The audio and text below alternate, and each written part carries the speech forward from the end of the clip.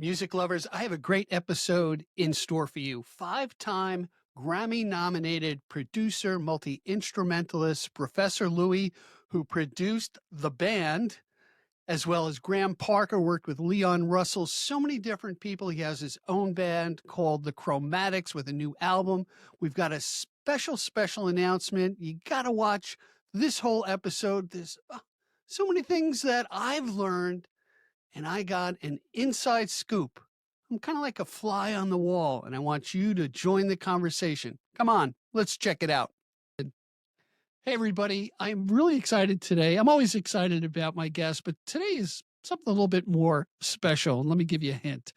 Nominated for 5 Grammy Awards, Professor Louie and the Chromatics began as a backing band for the band, but became successful on their own, touring internationally, recording 14 studio albums. We'll hear about the various members of this band that's been together for 25 years. Amazing.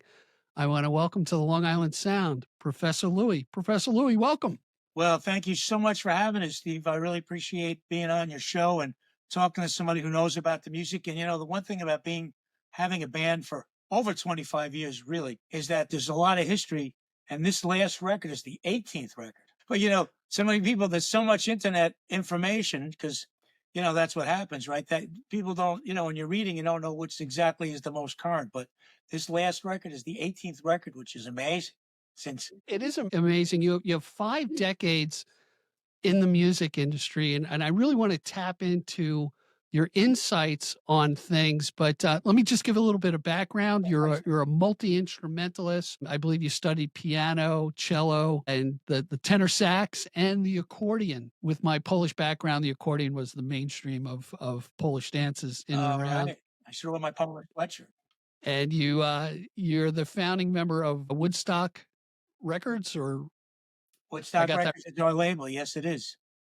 got that right. And for those who don't know, and by the way, whoever's watching, listening, look in the description. There'll be plenty of links here to the latest album from Professor Louie and his history with the band, particularly the resurgence of 3 albums, which was Jericho, one of my favorites, High on the Hog, and Jubilation. Jubilation, yes. Jubilation was the third one.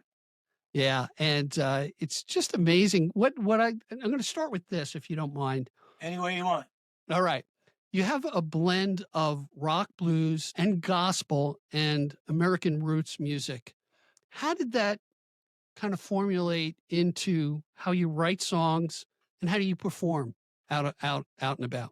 Well, it all adds up. I mean, all that's different styles and those different roots, Americana roots music or American roots music, all adds up from my life because I started out playing years ago in, you know, R&B and blues bands and soul bands, which is basically all American music. You know, that's where it was invented. And so when we're writing now, having gone through 50, 60 years of playing all kinds of music in different bands, it all starts blending together and all your influences start accumulating. And so that's how it really works now. And then when we're performing, at least when I'm performing, I'm trying to relate back to all those times and tell the story out there to the audience so they can catch the history and catch the communication. So that's what it all is about, communicating. So that's how it all adds up for me.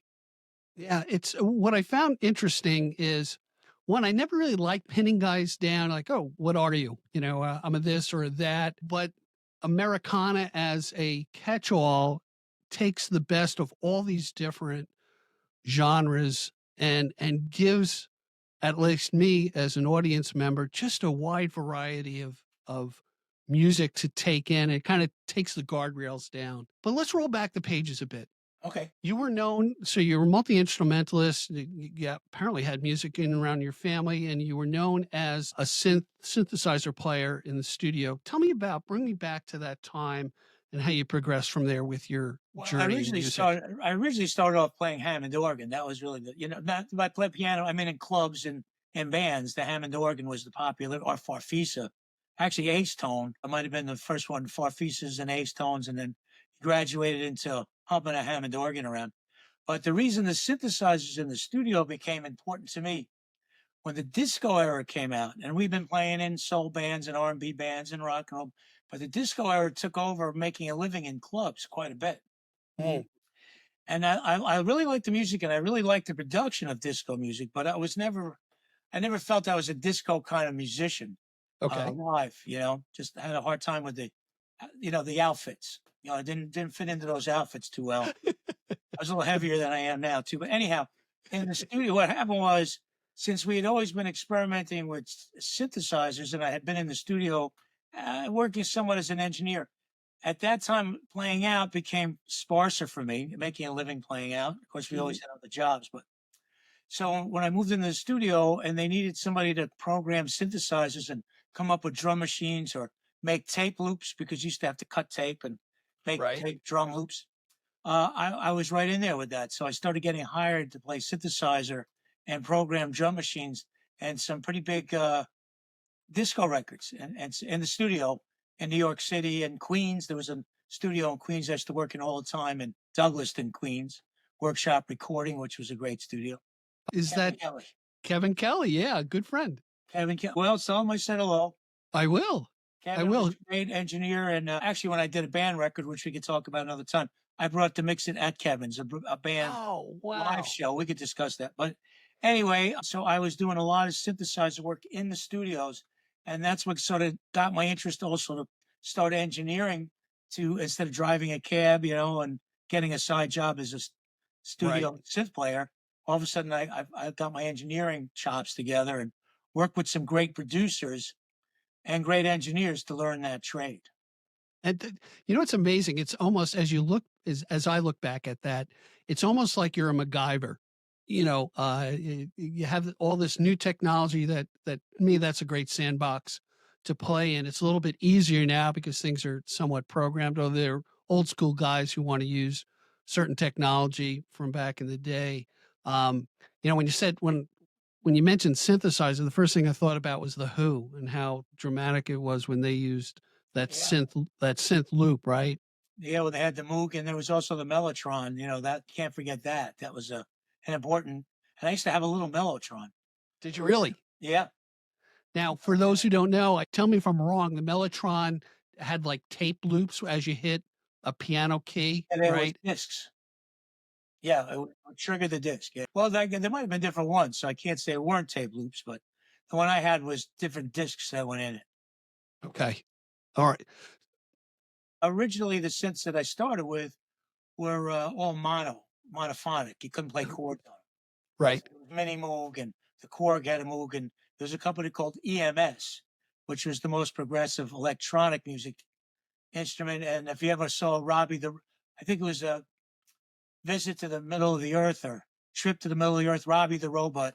That was the first electronic music movie.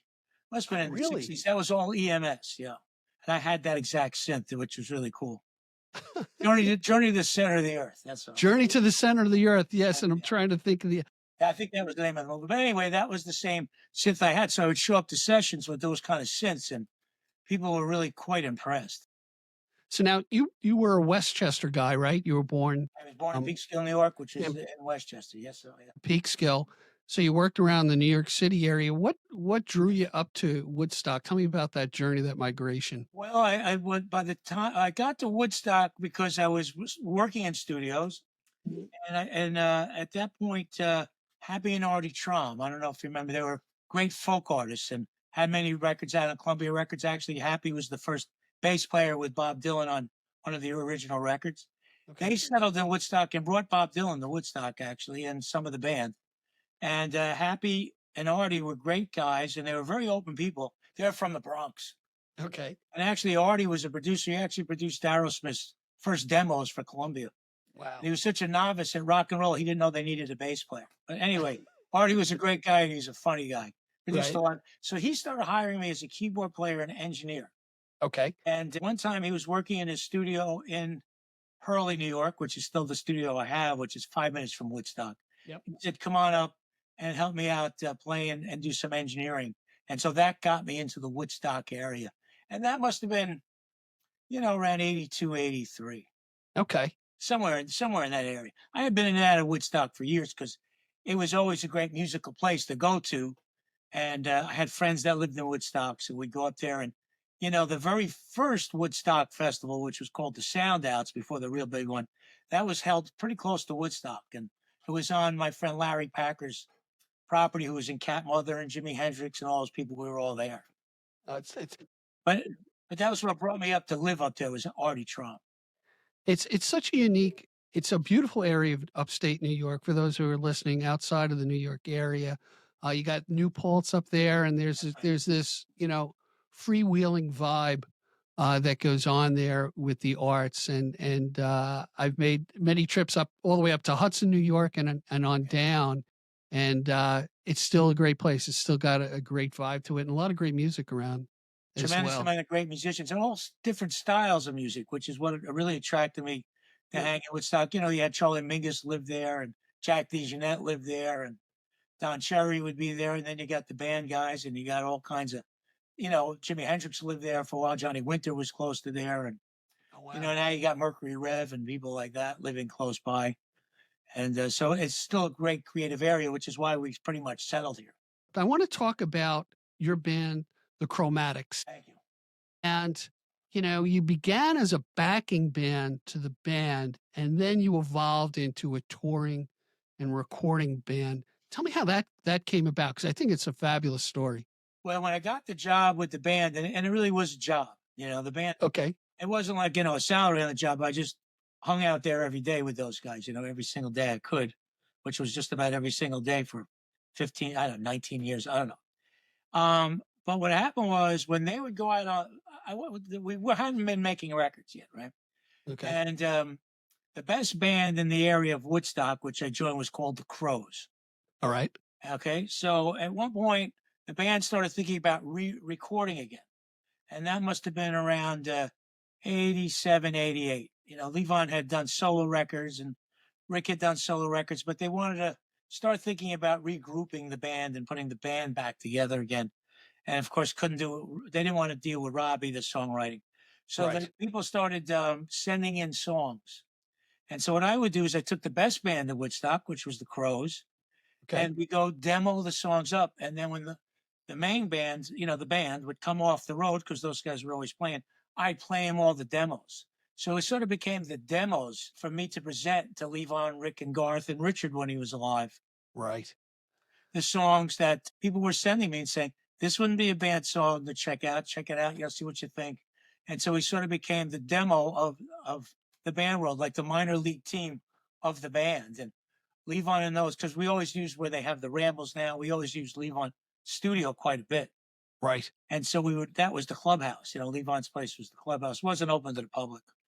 And so we'd meet there every day at different hours and go through the tapes, or maybe we do some jamming and start working on new material that the band was thinking about maybe recording at some point. Now I got to ask you this: if you can provide me some insight, everyone's familiar with The Last Waltz. So my assumption would be is that Robbie Robertson was done, but it sounds like the rest of the band really wasn't, and kind of came back out again. Well, what happened, from what I Yeah. can gather, because one reason I had a job and I kept my job is I kept my nose out of their business. That was before I was involved, so it really wasn't my business. But Right. from my recollection of conversations and overhearing things and sworn to a little bit of secrecy, is that Robbie Understood. didn't really want to perform on the road anymore. Oh, okay. Because those guys were on the road a lot, and they hit some pretty hard times and some hard clubs. But the thing is, Levon, Rick, and Garth, and Richard were really club musicians. They were really a rock and roll band before Okay. they became the famous part of the band with the slower songs like Big Pink. They were really hitting it hard as a rock and roll R&B soul band. Okay. And like all of us were in the 60s, Sure. early 60s. So they preferred to always perform live in front of an audience. So they never stopped performing live in front of an audience. And that's where a lot of the split came. Besides also some of the business stuff, which, the business breeds contempt. But Right. a lot of it was Robbie did not want to keep playing, because when you're out there playing, even if you get big, you still hit some shows that aren't very good. And your popularity goes up and down. Sure. And if you don't put a record out for a few years, people forget who you are. And so your gigs get less, and you have to play some fill-in dates to get, and some of them aren't such nice dates. And so Robbie really didn't want to deal with that. He wanted to stay more, from what I can gather, in the Hollywood world and make movie scores and do the Hollywood And Levon, Rick, and Garth, and Richard did do some of that Hollywood stuff. I mean, Levon became pretty well known in movies, but Oh his yeah, heart coal was miner's always, daughter. yeah, all kinds of things. But Levon's heart was always into playing gigs and hitting it hard. And when you played a rock and roll gig with Levon, you knew you were playing a rock and roll gig. It was like a freight train coming at you of every Little Richard song ever written, Oh, amazing. all that stuff. So Levon loved doing that stuff, which is why the Lone Star was a favorite gig of his. And playing some, we used to bring him some pretty crappy bars to play, and he wouldn't get off the drums. So that was part of the thing of getting back together again, is continually going to keep performing. Right. And they needed to make a record. That was part of my, well, Levon and those guys, they loved the studio too, especially Garth, but it was hard to get them in there once they were out too long. And my way of thinking was, I'm working for the band, and what can I contribute? And just to keep pushing them to let's stay in the studio and try to come up with some great original music to get back on the map, to play some better gigs and keep guys together and keep it working. So that was part of my contribution around. I got to think that happened around 87, where I got in there enough with those guys to make those kind of suggestions. Right. Now, if you're allowed to share the inside baseball of it, is in the 3 different albums that you produced with the band, and you also played on Atlantic City. And I want to get into that as well, because it's one of my favorite songs of all time. Right. Is how you've got an established band, no pun intended, okay, that was known, and I love, for those who know, the picture of their backs on the album, because there was no front personality, and Right. they're admired by so many different musicians for their art and their music. How did your role morph, and you know how were you able to get into that club and contribute and work with them on 3 albums? Well, a lot of it started because I knew the engineering aspect, but I really knew my music. I mean, I really studied music since I was really young. Right. And what I did because of my studying of music is I played in other circuits. So besides playing the blues and R&B circuits and all the twist clubs, when I Okay. first started, there were twist clubs like Peppermint Lounge and Ungano's in Manhattan, or I know Michael Falzerano, a good friend, he brought up like the Barge and places like that. Right, right. Because I had a band that was pretty popular from the Bronx that hit those places, and you'd be playing 6, 7 sets a night and playing Really? all the famous R&B songs and blues songs. But besides doing that, I was able to. One time, I moved to downtown Brooklyn, and I used to hang out some after hours clubs in downtown Brooklyn. And some of the after hours clubs, were in subway stations and empty cigar stores. You go to the subway and the cigar stores, and some of them were empty, and some of them were after hour clubs with great jazz musicians and blues musicians. And on Monday nights, at one of those clubs on Myrtle and Lawrence, one of those stores, was gospel night. And Okay. I'd always been a fan of gospel because I grew up in Peekskill, which at that point was a very cross section of people. There was a great gospel church and great gospel people, and then there'd be the synagogue, and right across the street was, and I'd go check out that. And Uh-huh. so at the Monday night gospel rehearsals in Brooklyn, in downtown Brooklyn, one group that rented it out on Monday nights was the Mighty Gospel Giants of Brooklyn, who had been Okay. together since 1955, and one of the most revered groups in the whole world of gospel music. They had 3 records out on a major label, and were produced by Jerry Butler's brother. They had gone to different people, and I started playing with them in the after hours club. Okay. And they said to me, we play, in all the Brooklyn churches. Would you like to start doing that? And so I played in every gospel storefront and big church in Brooklyn. This is going back to early 70s. And I did that, and they said, okay, we're going to go on tour. Would you like to go on tour with us? Now, I'm the only white guy in any of these places. At that time, there was no white people playing. A white Jewish guy yet? A white Jewish guy, yeah. Which, and they were really open people. I mean, it was amazing how open they were. And so we Nice. started traveling down south and Newark, New Jersey, and Baltimore. And I got to play with every great gospel group. Now, at that time, gospel music wasn't such big choirs like it is now. It was more Right. like 5 to 10-piece groups, and I got to sit in I would start at 9 or 8 in the morning. And if the groups would have me, I would be there till 10 o'clock at night playing the whole time with every one of them. So Amazing. I got into, and even the girl groups accepted me, which was, I played with Dorothy Love Coates, Oh, yeah. and, which was the greatest gospel singer I had ever been with or played with. Dorothy Love Coates was just remarkable. Dorothy Norwood, and Mac Rice from the Falcons, and the Highway QCs, which is Sam Cooke's original gospel group before he joined the Soul Stirrers. They played with the Soul Stirrers. You know, just in terms of sitting there all day playing the Hammond organ. And then the Mighty Gospel Giants, who are a great group, and, you know, went in realms of sometimes you would do 2 songs, then they'd have 8 groups, and then you come back and do 2 songs with your group. Okay. It would go in a cycle. And as the night went on, everybody tried to outdo each other in a very positive, competitive way. Oh, And wow. the a cappella singing was remarkable. And it was an honor for me to be there the whole time.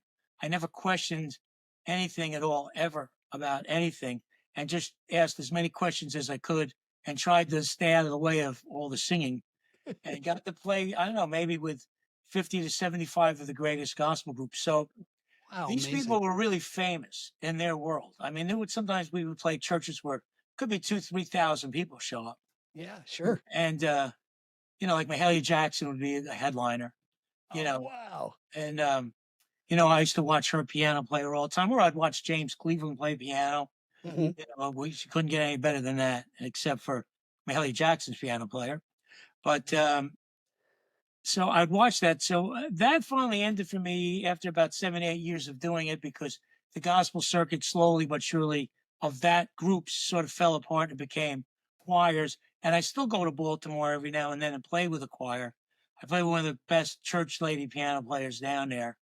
And the thing about the gospel groups that I learned, different from the rock and roll bands, that the only reason they sang was for religious purposes. Right, Now, I right. also grew up that way from a cantor who taught Oh, me okay. to sing. And he wouldn't sing unless it was for religious reasons also.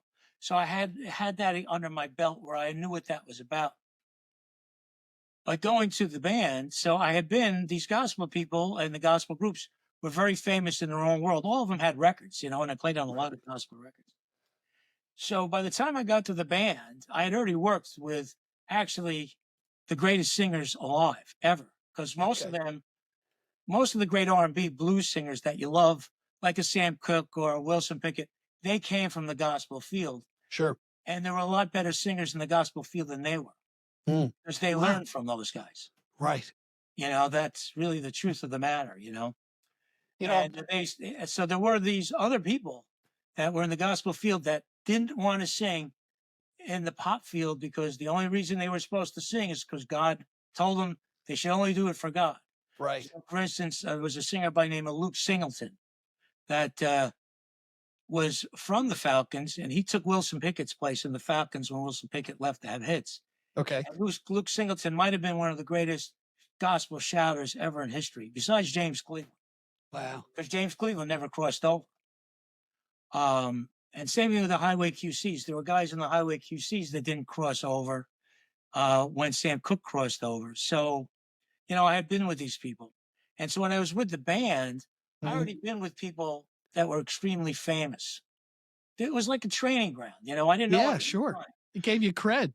Yeah, and it gave me confidence that I could say to somebody who was revered in their world what I thought about how musically I thought things could go. I mean, you always have to walk on eggshells to make sure when you say it, it's impressive. So you have to know when to talk and when not to talk. Right. Right. But so when I was with the band, I already been with great musicians, great artists, great singers, and those guys knew my background because I told them, and they knew all the gospel groups and all the R&B groups because they came up in that world also.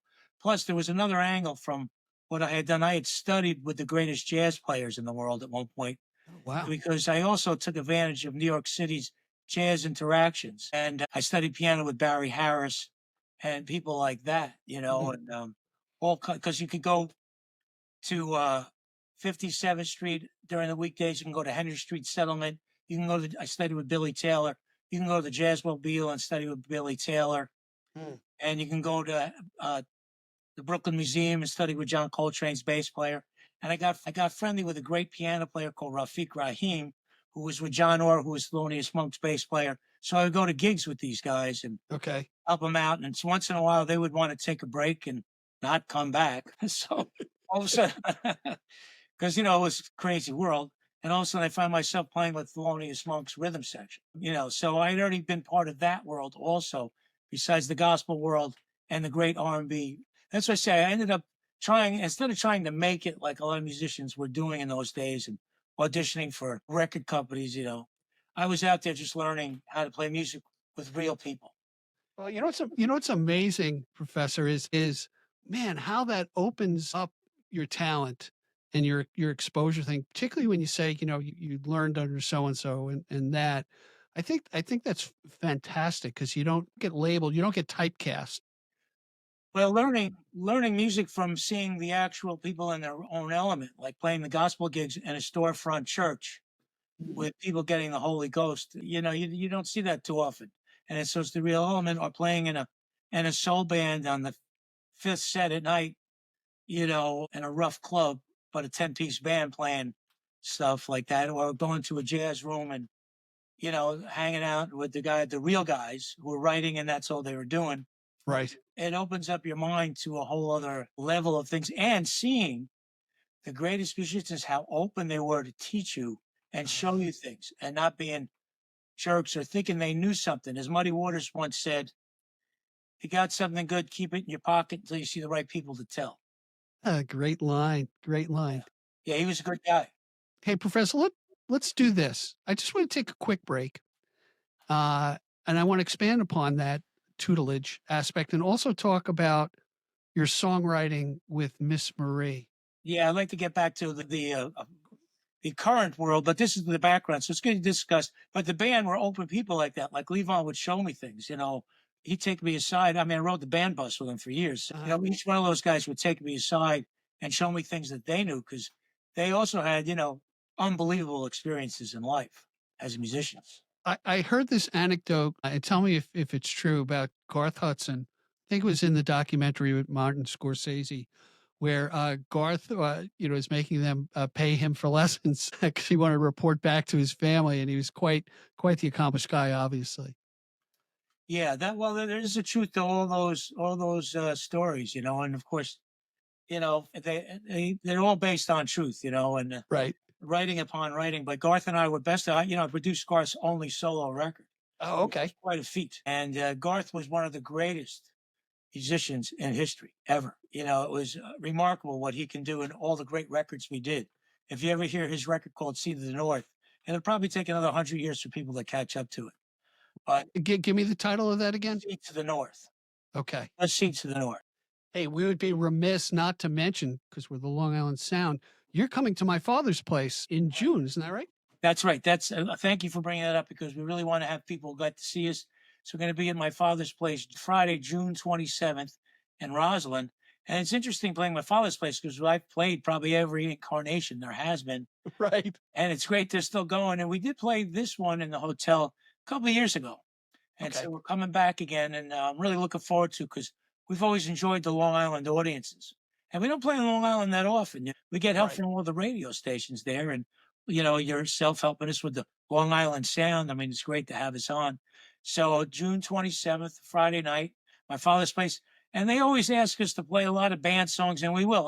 We have no problem playing band songs. Right. Right. And I always want to tell them, hey, especially these days, since everybody's got a name of a big group, whether they're connected or not. So if you want to say Professor Louie and the Chromatics playing music of the band and more of their originals, we have no problem. I have no problem with any of that at all. That's nice. It's interesting. My experience of, and I went to the original My Father's Place when I was a kid, Yeah. 17, that one time. Great. And I've been to a few shows there. It's now in the Roslyn Hotel. And what I like about the audience, there are music lovers in the audience that are really tuned into you and In my really, father's place. Yeah, it's always been a musical place. Yes. yeah. Hey, let's talk about Miss Marie because, Yes. Great. and we touched on the different aspects of the genres, the roots music, the gospel, the blues, the rock. How does that work when you're writing together and you're developing the muse? And this may sound stupid because I ask dumb questions once in a while. When the muse strikes you, do you say, okay, we're going to do this in a blues fashion or a I mean, how do you pick or you don't pick? No, we, How we do you do we do do it? discuss it as a producer. Since I'm a producer, I'm very focused on a direction for a record, or not a Okay. direction for a record, whatever whatever it has to be. And we don't want to make the same record over and over. which Right. happens, especially when you have 18 of them out. So when Miss Marie and I are writing, the first step is just write what you feel. Okay. But then as the record starts taking shape or we record a few songs, we don't linger in the studio too long, but we'll go in and record 3, 4 songs at a clip.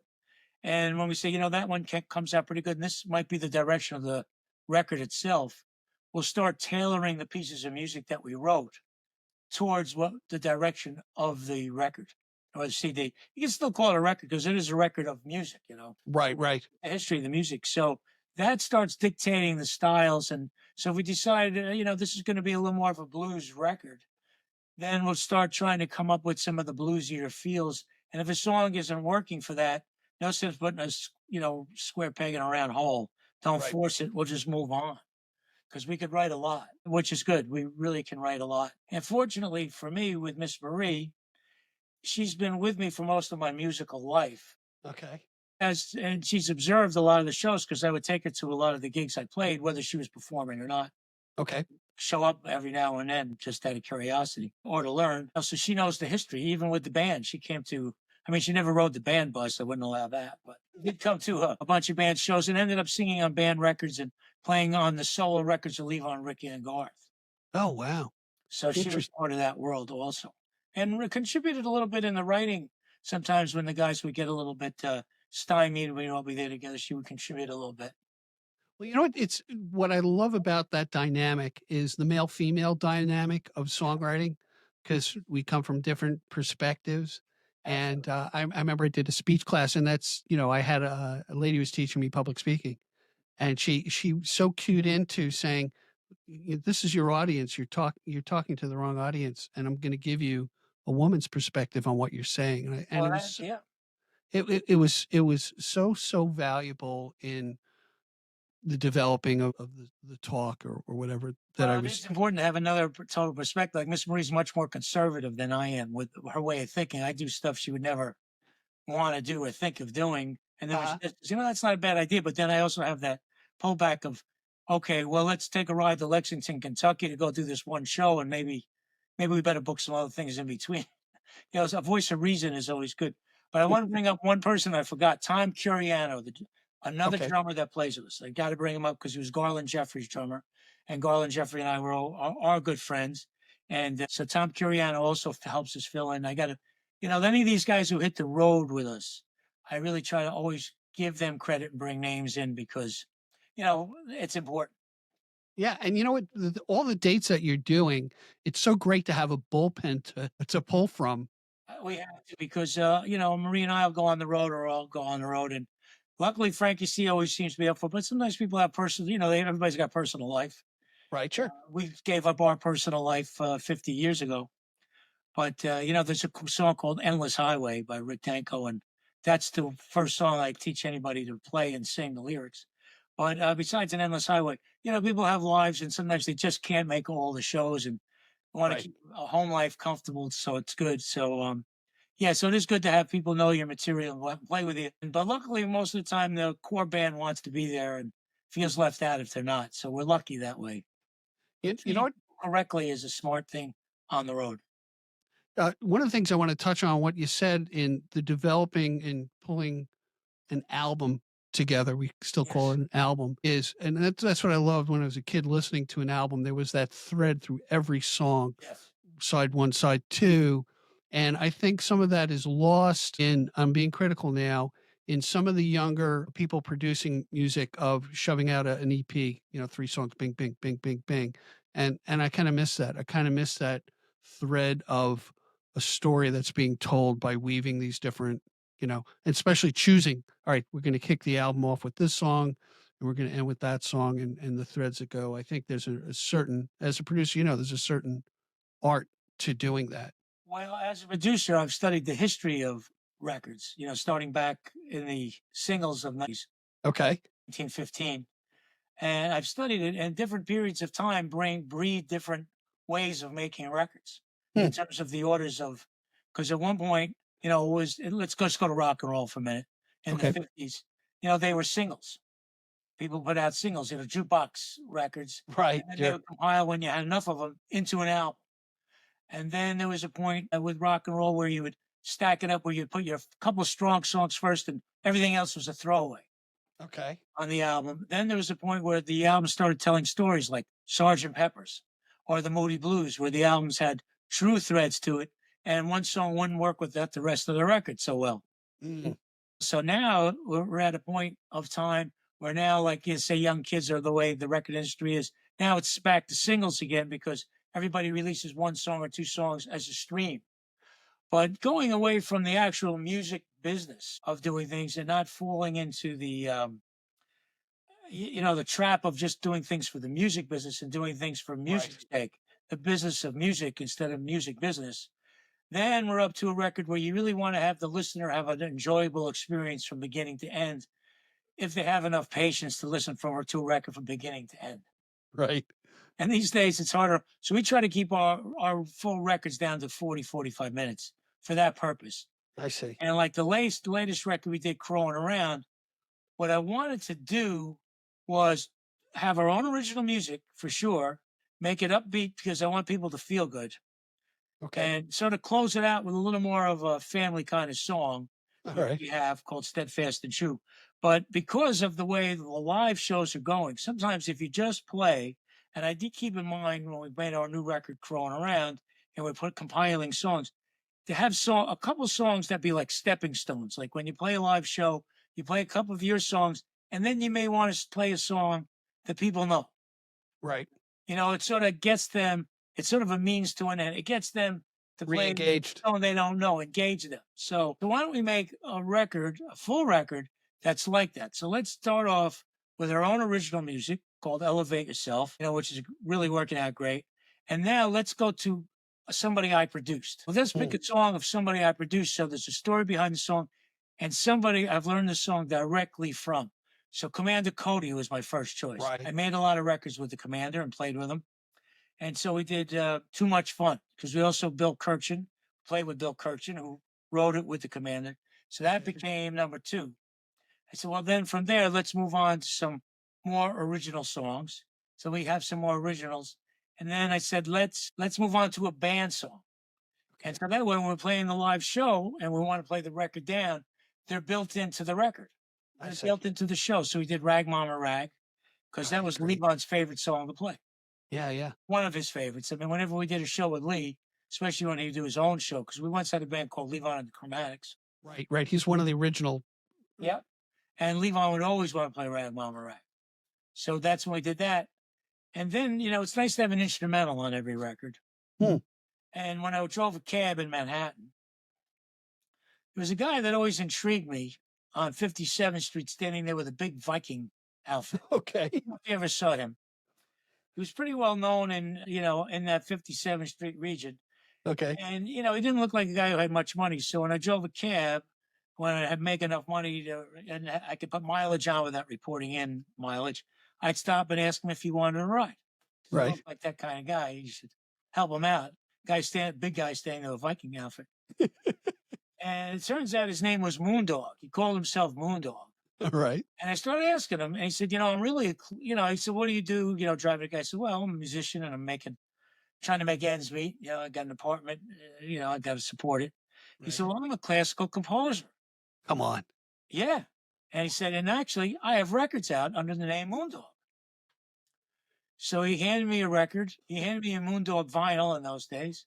Yeah. And on there is a song called Bird's Lament. All right. And it's a beautiful, beautiful song because he said, I was good friends with Charlie Parker. And Moondog eventually moved to Germany and became pretty well known as a classical composer. But at this time, only, certain people knew him in Manhattan. That's the way I knew him, by seeing a guy who I thought needed a ride on 57th Street.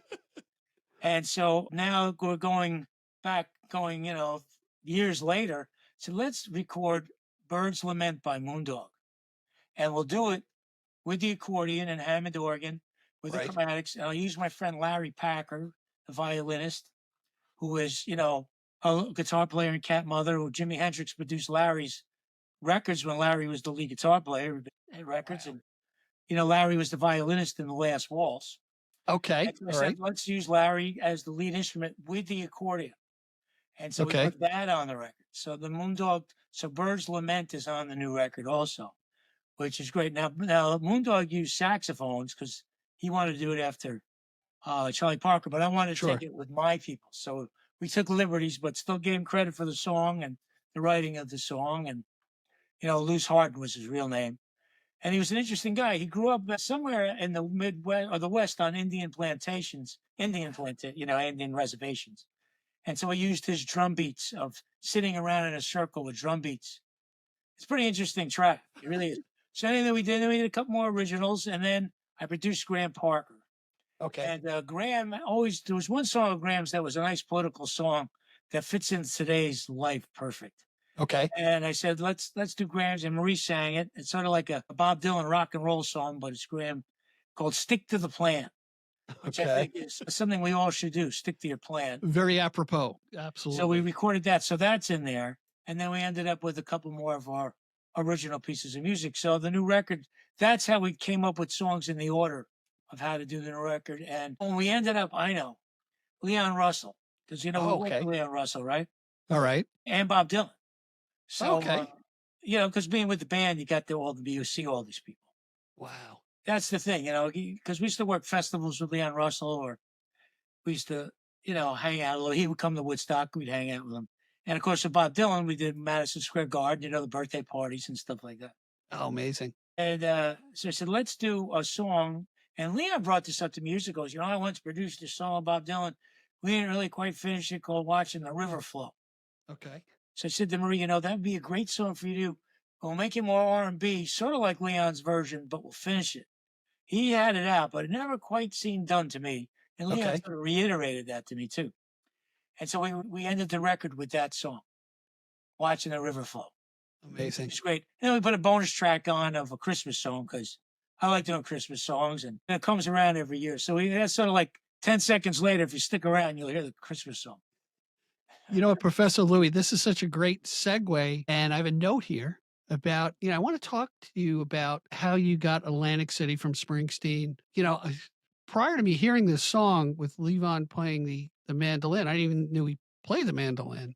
Oh no, Levon, yeah, sure played. Yeah, bring me back to how that all came about, because it is one of my all favorite songs. Well, it's of course everything's got a story, and of course we can fabricate a little bit at this point, or with my recollection, because don't forget, it was 35 years ago. Okay. So that's important. That's why we're recording you now, so we get you while your memory's 35 years intact. ago. Well, what happened was the band was trying to get a record deal from when I started with them in 85, 86. Okay. Finally, the band, or Levon and Rick and Garth, went on a Ringo tour, a Ringo's All Stars. Oh, okay. And Ringo's manager, he had this rock and roll fantasy camp, that stuff. Anyway, he was connected. He was connected with Columbia Records, maybe through either Ringo or somebody connected him to Columbia Records. And Rick Chernoff was with Columbia at the time, who was their main head of A&R, and he loved the band. Okay. He really loved the band. He produced Cyndi Lauper. Okay, great. She wrote songs. And great singer. anyway, Rick Chernoff decides he should sign the band to Columbia Records. Okay. Probably one of his last signings. But anyway, because the band was a rough outfit, they were a rough outfit. They really were, in many capacities, and on any given day. Okay. So anyway, Rick decides the band, and in order to convince Columbia Records that the band should be signed, Okay. he said they will record a song that Columbia Records owns some of the publishing. Okay. So Rick came to us and said, well, we got Prince's 1999. So I said to Levon, great song, but the problem is after 1999, it's going to be probably old. So I don't think we should do that one. Then he came in with Soul Deep by Marvin Gaye. I said, well, that's a good song. Yeah. We should record Soul Deep by Marvin Gaye. And then Bruce Springsteen's song showed up because he was with Columbia Records. Okay. And he played us some. And I said to Rick at the time, and Rick knew at the time, we should record songs that aren't popular, though. See that? The problem with Soul Deep was sort of recorded before. And the problem in 1999, it was already a big hit. Yeah, sure. I think at the time we did Atlantic City, it was on a Nebraska record, or maybe it was an outcut of Nebraska by Bruce Springsteen. So he made that record on his cassette deck in his bedroom. That's what it was on. I may not have even been on my outtake. And I had worked with Bruce Springsteen when he was with Steel Mill. Oh, wow. back in Asbury Park. So, I said, this is a good full circle thing for me. And so we went to Spyro Gyra's studio Okay. in New City, New York, near New York City, New City, New York. Yeah. And we recorded Soul Deep, and we All right. recorded Blind Willie McTell. Not the one that you hear on the record now, though. Okay. And we recorded Atlantic City. And Rick Chertoff at the time wanted his guys in the studio. He didn't want the real band. He didn't want the guys in the band in the studio. So I convinced Levon, you got to bring us all. Yeah. We've all been working hard. You got to bring Jimmy Weeder. You got to bring Stan Celeste. You got to bring, all of us who are out here in the trenches. He used Eric, Rick's guys was Eric Bazillion and the Hooters, which are great musicians, fantastic. Because did the Cyndi Lauper records with them. So, producers like bringing their own guys, and they certainly don't like road musicians too much. Right. A lot of producers don't. Okay. Including myself, for many reasons. But anyway, so we all converged in New City at Spyro Gyra City with everybody and recorded Atlantic City, that version that you hear. And Levon did it really quickly and did it great. And it's Eric Bazillion and Levon playing mandolin on that track. Because Levon, the drum track of that version that you hear that became famous was outrageous. Levon, he hits those snare drum hits. As soon as he hit those two snare drum hits, I turned to Rick Chertoff. I said, this is a hit. That's all I had to hear are those two hits. Really? That snare drum. If you hear it, check it out. Eric picks it off with that mandolin, and all of a sudden there's two hits with that snare drum, and that's Levon right there. That's it. Wow. And he sang it when he played, sang it and played it at the same time, which only Lee could do. Right. And it's a fantastic vocal. I knew we had that. So now Sony or Columbia changes to Sony, and all of a sudden they drop the band. And Rick Chertoff is no longer working for him, so we have nobody fighting for us. And they sell the contract to a label called Pyramid Records down in Florida and Lookout Mountain. Okay. These guys, I don't even know if they knew who the hell the band was. Oh, Jesus. But anyway, then they hire another producer, which I want to get into names. Okay. They had an idea about business, who was really, for the time, the wrong guy. Okay. It was the right time years ago, but the wrong, right place, wrong time, right year, wrong time, whatever. Right. Anyway, it was the wrong guy. So they kept trying to re-record Atlantic City over and over. I kept saying that I didn't. Luckily, they kept me on board when they hired the new producer. They finally fired him, which was pretty good. And Rick and Levon and Garth said, "We got to make Louie the producer. Enough of this crap." Because this guy made a terrible record, spent all the money. Oh, fuck. And we won't mention names. And so now I'm in charge again. All right. Or now I'm in charge for the first time, really, because Rick Chertoff was really in charge first, and I liked Rick, and he was a good producer. And hey, he had hit records with Cyndi Lauper right at that time, so he was happening. There's no reason to question his authority. Anyhow, so now I'm in charge again. So I go back to the record company and say, the new producer that just got fired, I know spent a lot of money, but there's a track you should hear that Columbia owns called Atlantic City. Instead of this other stuff they're recording, it doesn't come close. And I convinced them to buy the track from Columbia, which was really good. And that's the track. So we went back and did some fixes because we never really finished it. Night. We did some fixes, and that's the track you hear on Jericho. Oh, wow. It's great. Then I convinced them that you can't put a new band record out without a Bob Dylan song. It's impossible. Right. Yeah. And the new producer said, no, we don't need a Bob Dylan song. So he was gone. So I said, we recorded a great song, but it was not a good version in New City the same time we do Atlantic City. Give me money for one night. I'll go to Bearsville Recording Studios. We'll get the guys in. Right. And we'll record Blind Willie McTell. Okay. And I'm telling you, we'll get a great version of it because we're going to do it the way it's supposed to be done. Okay. And we did it. And Levon walked in after we recorded it. And he said to me, now that's really marching. I said, that's all we need is that authority saying that. Right. And Garth said, yeah, this is the right lines. And Rick and Garth swapped the vocals. Okay. If you listen to Blind Willie McTell, one guy singing one, that's what the band trick of the band was. Different guys would swap vocals. In the original band, you couldn't tell who was singing which a lot of times. Right. So we cut that live like that, and that Blind Willie McTell got on that Jericho record. And that's when I knew we had an award-winning record. Nice. And that's why the Jericho record has really lasted, because it was done with that much love.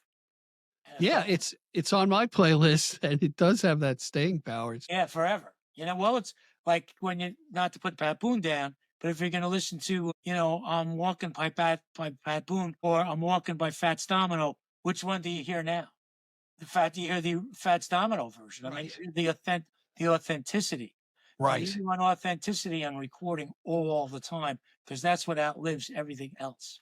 Yeah, you notice that when you talk about when you say the word authenticity to me in recording, what and I'll attribute this to Dylan. There's a certain rawness that you want to come through, and that's the voice of the people, in my opinion. Yeah. It's not overly polished. It's raw. It's the way you would sing it in your living room, Well, the and way I learned that, I mean, I learned that a lot from hanging out in the, of course, studios in New York. But when I used to make the gospel records, going back to the gospel thing, yeah, yeah, sometimes they weren't really the musicians because there was all, there was gospel was all vocals. So yep. sometimes they would want to hire musicians like bass players and stuff. And they would not really know the piece of music. And they would play all the wrong bass notes and things. But they put those records out and they had that magic to whether the right bass notes were right or wrong. And it didn't matter. As long as the feeling is there and the communication is there, it doesn't matter what notes you play. It Interesting. really doesn't, unless it's too distracting. To some musicians, it might be distracting, but the musicians aren't the ones buying some of the records. That's right. But anyway, going back to the band, so the Yeah. Chromatics have followed in that suit, and all the records I made with the band, because I made a lot more records than just the three. Oh, okay. Oh yeah, because we did a lot of specialty records, and I did a couple box sets, which we do some things. So I produced probably over 100 songs with them. Oh, amazing. And then we kept that line of fire going all the time.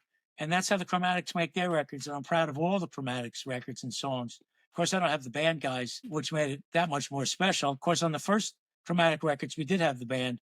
First couple records, we had the band guys alive and they helped me out because I always love working with them in studio. That's the thing. So the Chromatics, so the newest record, Thrown Around by the Chromatics, I think is one of the strongest because I think we've probably arrived after a certain amount of years. If you, you finally got it after 25, right? I think so. I think the originals are strong and they got a good message to them. And I love playing them in front of the audience. Yeah. Oh, that's So that's the inspiration. yeah, yeah. And there is that energy. There's that exchange of energy.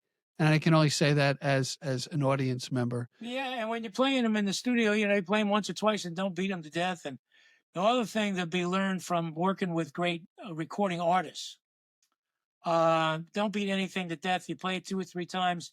If it's not happening, don't do it again. Do it another day in another recording studio. Right. Right. Who taught me that too is a guy who lived in Long Island was Jay Black. Jay Black, the guy who did Carry Me. I produced a few records with Jay.